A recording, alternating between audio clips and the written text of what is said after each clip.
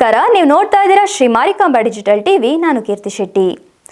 ಕನ್ನಡದ ಮೊದಲ ರಾಜಧಾನಿ ಆದಿಕವಿ ಪಂಪನ ನೆಲ, ಕದಂಬರ ಆರಾಧ್ಯ ದೈವ ಮಧುಕೇಶ್ವರ ನೆಲೆ ನಿಂತ ಇತಿಹಾಸ ಪ್ರಸಿದ್ಧ ಕ್ಷೇತ್ರ ಬನವಾಸಿ. ದಿನನಿತ್ಯ ಸಾವಿರಾರು ಪ್ರವಾಸಿಗರ ಮನಸೂರೆಗೊಳ್ಳೋ ಬನವಾಸಿಯ ಜೇನು ಬಣ್ಣದ ಶಿವಲಿಂಗವಾಗಿ ನೆಲೆ ನಿಂತ ಮಧುಕೇಶ್ವರನಿಗೆ ಉಳಿದ ಕಾಲದಲ್ಲಿ ಅರ್ಚಕರಿಂದ ಜಲಾಭಿಷೇಕ ನಡೆಯುತ್ತೆ. ಆದರೆ ಮಳೆಗಾಲದಲ್ಲಿ ವರ್ಣದೇವನಿಂದಲೇ ಜಲಾಭಿಷೇಕ ನಡೆಯುತ್ತೆ. ಅರೆ, ಏನು ಹೇಳ್ತಿದ್ದೀರಾ ನೀವು ಅಂತೀರಾ? ಈ ಸ್ಟೋರಿ ನೋಡಿ ಗೊತ್ತಾಗತ್ತೆ. ಕನ್ನಡದ ಪ್ರಥಮ ರಾಜಧಾನಿಯ ಮಾನಹರಾಜು ಹಾಕಿದ ಪ್ರಾಚ್ಯ ವಸ್ತು ಇಲಾಖೆ.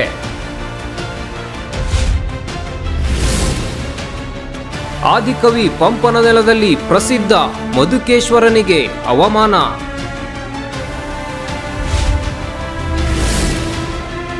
ಪುರಾತನ ಪ್ರಸಿದ್ಧ ಮಧುಕೇಶ್ವರ ದೇವಾಲಯಕ್ಕೆ ಟಾರ್ಪಲ್ ಹೊದಿಸಿದ ಪ್ರಾಚ್ಯ ವಸ್ತು ಇಲಾಖೆ.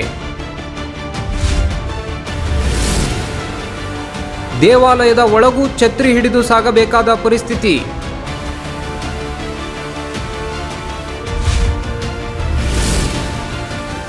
ವಿಷಯ ಗೊತ್ತಿದ್ರೂ ಶಾಶ್ವತ ಪರಿಹಾರ ಮಾಡದ ಪ್ರಾಚ್ಯ ವಸ್ತು ಇಲಾಖೆ.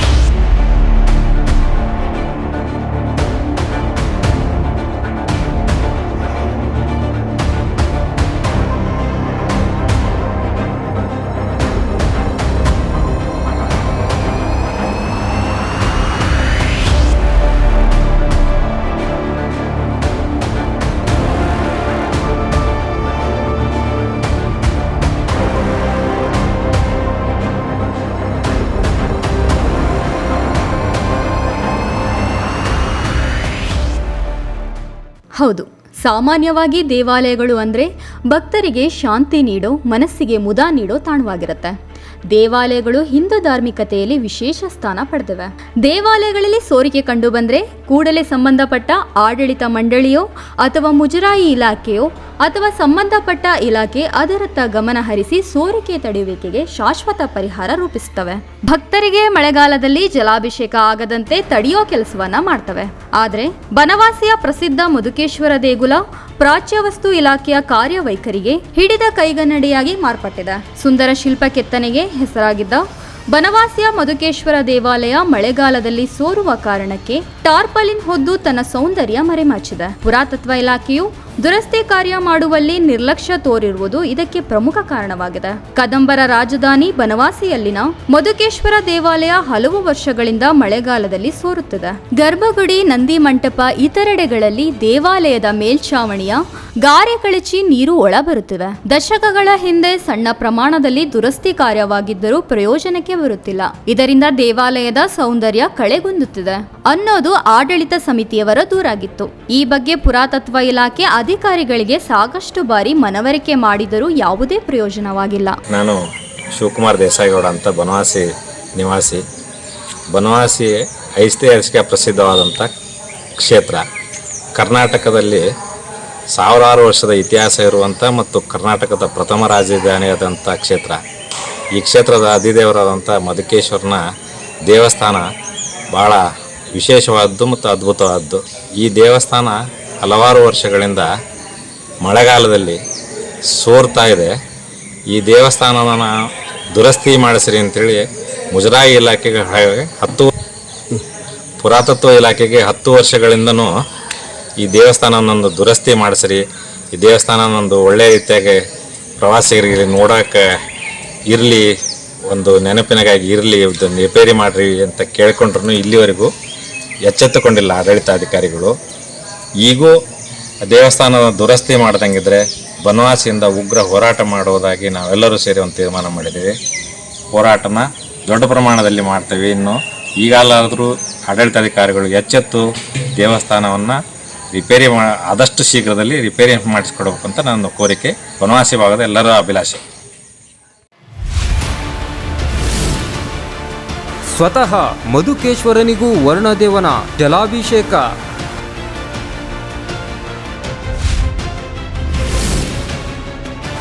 ದೇವಾಲಯದ ಗರ್ಭಗುಡಿ ಒಳಗೂ ಮಳೆ ನೀರು ಸೋರಿಕೆ.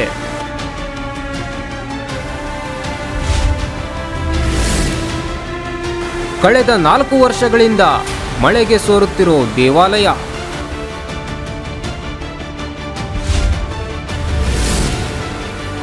ನಗೆಪಾಟಲಿಗೀಡಾದ ಇಲಾಖೆಯ ಕಾರ್ಯವೈಖರಿ.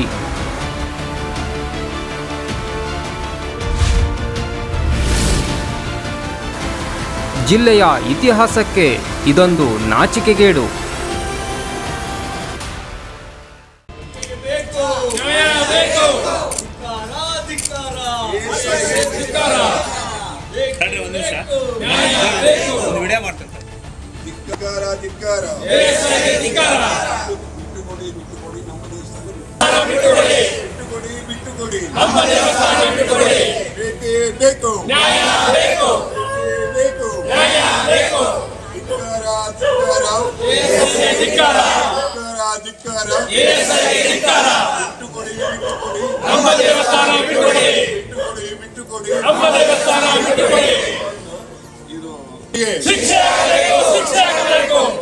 ಅಧಿಕಾರಿಗಳಿಗೆ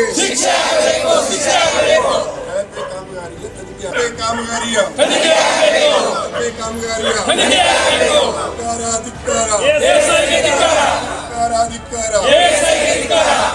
ಭಾರತ್ ಮಾತಾ ಕಿ ಧಿಕ್ಕಾರ.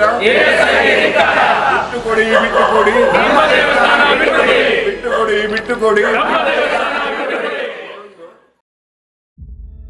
ಇಷ್ಟೆಲ್ಲ ಆಗಿ ಪ್ರಸಕ್ತ ಸಾಲಿನ ಮಳೆಗಾಲದಲ್ಲಿ ಮತ್ತೆ ಸೋರಿಕೆ ಜೋರಾಗಿದೆ. ಇದನ್ನು ವಿರೋಧಿಸಿ ಸ್ಥಳೀಯರು ಧ್ವನಿ ಎತ್ತಿದ ಪರಿಣಾಮ ಇಲಾಖೆಯ ಹಾವೇರಿ ವಿಭಾಗದ ಸಿಬ್ಬಂದಿ ಟಾರ್ಪಲಿನ್ ಹೊದಿಸಿ ತಾತ್ಕಾಲಿಕ ಕಾರ್ಯ ಮಾಡಿದ್ದಾರೆ. ಆದರೆ ಇದರಿಂದ ದೇವಾಲಯದ ಸೌಂದರ್ಯ ಮರೆಯಾಗುವಂತಾಗಿದೆ. ದೂರದ ಊರುಗಳಿಂದ ಬರುವ ಭಕ್ತರಿಗೆ ಮಧುಕೇಶ್ವರನ ಸ್ಥಿತಿ ನೋಡಿ ಮರುಕ ಬರುತ್ತಿದೆ. ಇಡೀ ದೇವಾಲಯ ಕಪ್ಪು ಟಾರ್ಪಲಿನ್ನಿಂದ ತುಂಬಿದೆ. ದೇವಾಲಯ ಕಟ್ಟಡ ನಿರ್ವಹಿಸುವ ಪದ್ಧತಿ ಇದಲ್ಲ. ದೇವಾಲಯದೊಂದೇ ಇಂತಹ ಸ್ಥಿತಿ ಅಲ್ಲ. ಇಲ್ಲಿನ ಪಾರ್ವತಿ ದೇವಾಲಯ, ಲಕ್ಷ್ಮೀ ನರಸಿಂಹ ದೇವಾಲಯಗಳು ಸೋರುತ್ತಿವೆ. ಮಳೆಗಾಲದಲ್ಲಿ ಸೋರುವಿಕೆ ತಡೆಗೆ ತಾತ್ಕಾಲಿಕ ವ್ಯವಸ್ಥೆ ಮಾಡಲಾಗಿದೆ. ನಂತರ ಶಾಶ್ವತ ಕೆಲಸ ಮಾಡಲಾಗುವುದು ಅನ್ನೋದು ಇಲಾಖೆ ಅಧಿಕಾರಿಗಳ ಮಾಹಿತಿ. ಆದ್ರೆ ಕಳೆದ ಕೆಲ ವರ್ಷಗಳಿಂದಲೂ ಇದೇ ರೀತಿಯ ಪರಿಸ್ಥಿತಿ ಇದ್ರೂ ಕೂಡ ಶಾಶ್ವತ ಪರಿಹಾರ ಕಂಡುಹಿಡಿಯೋಕೆ ಆಗದ ಇಲಾಖೆ ಈಗ ಹಾರಿಕೆಯ ಉತ್ತರ ನೀಡುತ್ತದೆ. ಈ ಬಗ್ಗೆ ಇದೀಗ ಸಂಸದರ ಗಮನಕ್ಕೂ ತರಲಾಗಿದೆ. ಸಂಸದರು ಈ ಬಗ್ಗೆ ಪ್ರಾಚ್ಯ ವಸ್ತು ಇಲಾಖೆ ಅಧಿಕಾರಿಗಳೊಂದಿಗೆ ಮಾತನಾಡಿದ್ದು ದೇಗುಲಕ್ಕೆ ಕಾಯಕಲ್ಪ ನೀಡೋ ಶಾಶ್ವತ ಕೆಲಸ ಆಗಲಿದೆ ಅಂತ ಭರವಸೆ ನೀಡಿದ್ದಾರೆ. ಈಗ ಟೆಂಡರ್ ಕರೆದಿದ್ದಾರೆ, ಟೆಂಡರ್ ವರ್ಕ್ ಆರ್ಡರ್ ಆಗದೆ. ಈ ಮಳೆಗಾಲ ಕಡಿಮೆ ಆದ್ಮೇಲೆ ಕೆಲಸ ಮಾಡ್ತೀವಿ ಅಂತ ನನಗೆ ಆರ್ಕಿಯಾಲಜಿ ಡಿಪಾರ್ಟ್ಮೆಂಟ್ ನವರು ನನಗೆ ಹೇಳಿದ್ದಾರೆ. ಇದಷ್ಟು ನನ್ನ ಹತ್ರ ಇರೋ ಮಾಹಿತಿ. ನಿಮ್ದು ಏನಾದ್ರು ಬೇರೆ ಏನಾದ್ರು ಹೇಳ್ತೀವಿ ಸರ್? ಅದು ಪ್ರತಿ ವರ್ಷ ಕೂಡ ಹಾಗೆ ಹೇಳ್ತಾರೆ.